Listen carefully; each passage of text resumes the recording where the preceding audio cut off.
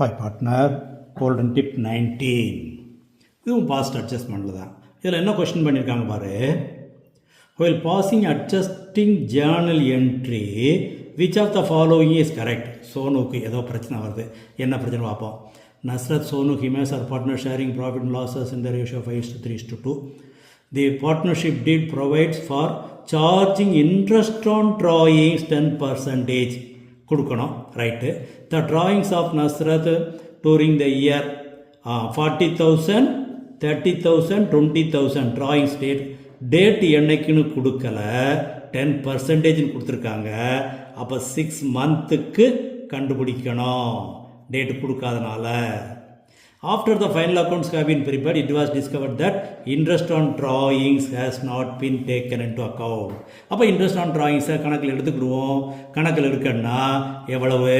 இவர் 40,000 எடுத்துருக்கிறாரு.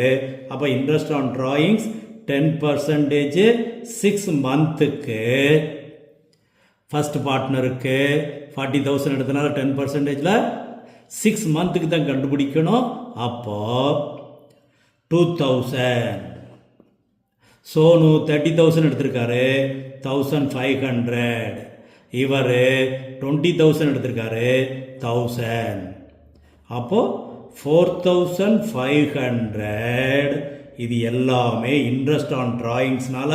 That is இது அவங்க கணக்கில் எழுதாமல் விட்டுட்டாங்க. அப்போ கரெக்டாக எழுதணும். That is correct debit. Debit பண்ணணும், பண்ணாமல் விட்டுட்டாங்க. அப்போ இது ப்ராஃபிட் லாஸ் அப்ரோப்ரியேஷன் கொண்டு எழுதலைன்னா லாஸ் இன்க்ரீஸ் பண்ணி காட்டும். அப்போ இந்த லாஸை ரேஷியோ படி 5:3:2 ரேஷியோ படி அவங்க பிரிச்சிருப்பாங்க. அப்போ எப்படி பிரிச்சிருப்பாங்க?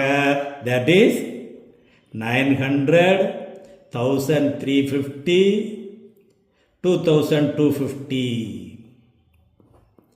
இது டெபிட் எழுதுனது, ராங்காக டெபிட் எழுதுனது, ஆல்ரெடி டெபிட்டட்.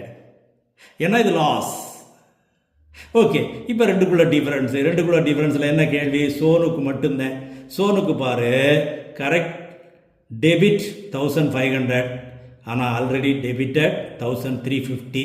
அப்போ இன்னும் 150 டெபிட் எழுதணும். அவ்வளோதான். Sonu will be debited by 150. A is the correct answer. I like you, partner.